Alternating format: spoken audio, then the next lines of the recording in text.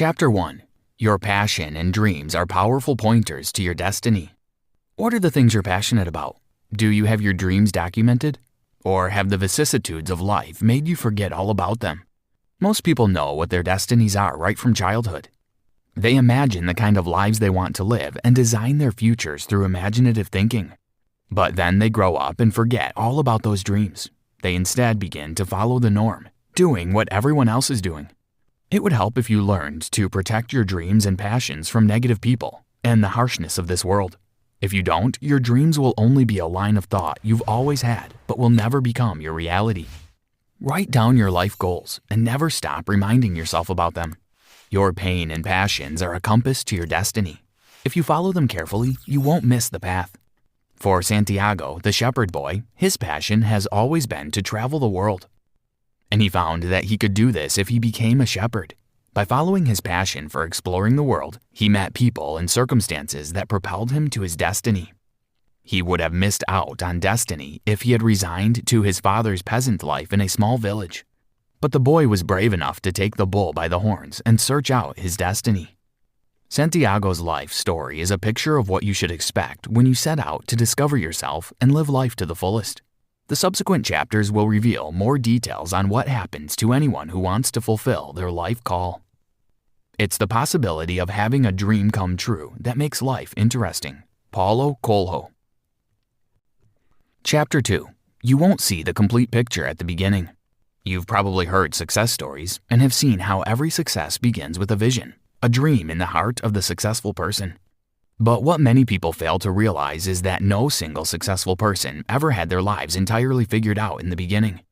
Even if a fortune teller were to spell out your destiny, they could only tell you parts of what your future will look like because they can't tell the whole picture either. If you are at the point where you don't know what to do with your life, here's fair advice. Start by following your passion. Identify the things you love doing or would like to explore. Then take steps towards them. Let's say you're fascinated by the business world and enjoy the prospect of investing in businesses and being part of their growth. You could begin by starting a business of your own to learn firsthand how businesses are run. When you do, don't forget your ultimate goal of being an investor, else you will be distracted by minor successes. Apply this principle to any passion you have. Never stop improving yourself, dreaming big, setting lofty goals, and working hard to turn them into reality. As you progress, you will gain more clarity and meet people who will help you fulfill your destiny. Circumstances will start working in your favor because you choose to take action. But if you do nothing about your dreams, nothing will happen. Many people refuse to pursue their purpose because they think they don't have anyone to help them. That's a fallacy. If you are determined and committed to your life's goal, the universe will support you in surprising ways. When you want something, all the universe conspires in helping you to achieve it. Paulo Coelho. Hold tightly to your dreams and work hard on yourself till you get used to being a highly productive individual. You will need this attitude if you're going to fulfill destiny. You don't have to see the end from the beginning. Start from where you are. Clarity will come as you make progress. The next chapter will delve deeper into hard work and productivity. Chapter 3. Nothing ever comes without a cost. Many people want to be successful, but very few are ready to pay the price. Even fewer realize that nothing good ever comes easy. Success is built, and that's a problem for many people. Folks just want to step into huge success overnight without working or paying for it. The faster you realize the price for your destiny, the better. The shepherd boy learned this lesson from King Melchizedek, and that single lesson on hard work kept him going when things got tough. Hard work is not a problem. It's not a curse at all. In fact, it's a blessing. The good things of life are reserved for those that are willing to put in the work. The process of achieving your destiny will cost you hard work and dedication. Still, more importantly, those traits develop the character and capacity you need to live out your destiny. Here is a practical example for you to understand the role of hard work and consistency in achieving success. A 25-year-old who just got out of college cannot be given the position of managing director in a company because they haven't developed the skills and capacity required to be effective in that position. But if they choose to climb the corporate ladder, they will need to work hard to develop the capacity necessary to sit in the position. Through hard work and consistency, they will grow the flair needed to be effective at the top. Perhaps you don't have the results you desire right now because you haven't developed enough capacity. Run a check on your life to see if this is true for your situation. If it is, start doing something about it.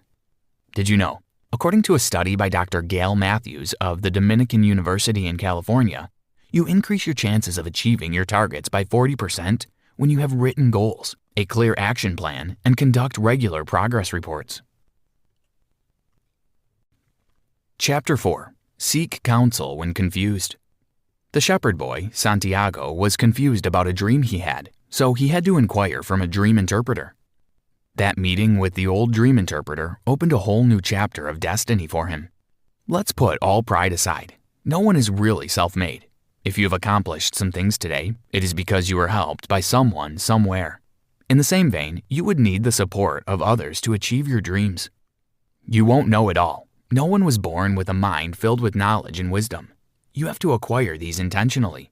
That's why you must read books, attend seminars, network with others, ask questions, etc. Don't be afraid to seek counsel. You could be just a piece of advice away from your next level. The fact that you're reading the summary right now is proof that you're intentional about your life. Keep it up.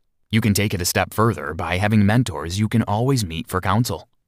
It's not hard to find mentors. The main thing is to make yourself valuable, then reach out to people you admire. People will be more open to help you when they see that you take their advice seriously and you also have something to offer them.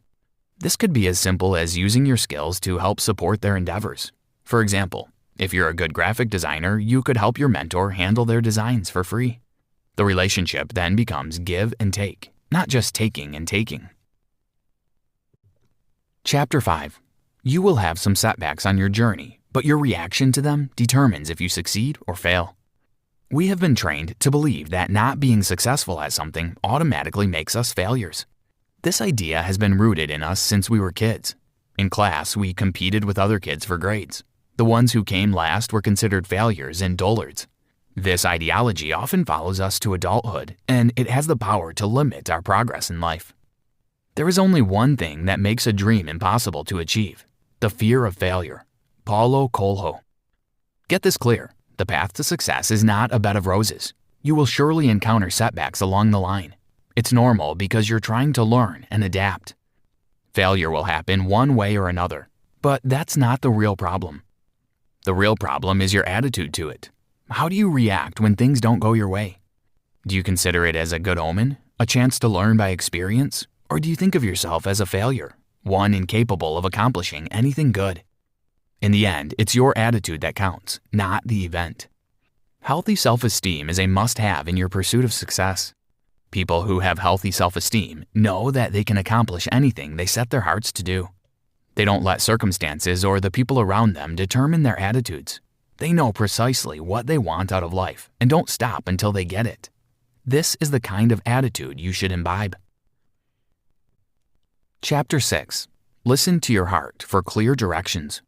You can easily tag this final chapter, Trust Your Instincts, because we will be talking about instinct and the role it plays in your life. The heart is where all real instincts come from. It is a gift to guide you on the path of destiny. Have you wondered where your passions and genuine desires originate from? They stem from your heart. Your passions are your heart speaking to you, showing you the way to go. It has nothing to do with your religious inclinations.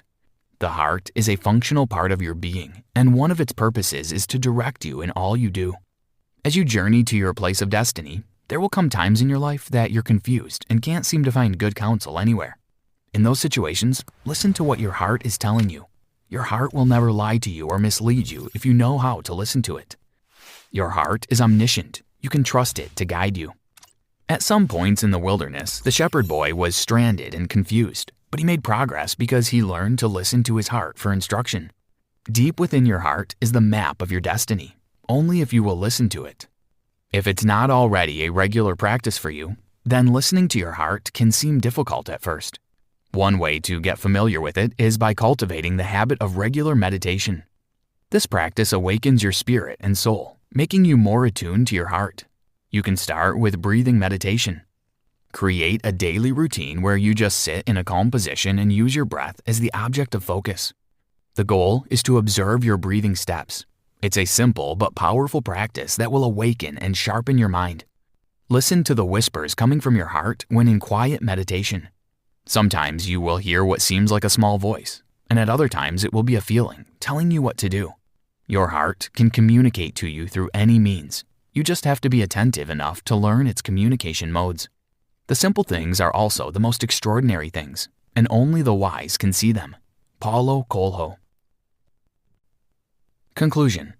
Some call it destiny, and others call it purpose or calling. We use different names to describe it, but we're all pointing to the same thing. Every one of us was created to do something. You exist to solve a set of problems that only you can solve so well. Some of us are blessed to find our callings early, while others realize it late. But irrespective of the divide you fall into, there's something in your heart right now pointing you in the direction you should go. The prompts will come in the form of your passions, pains, desires, and dreams.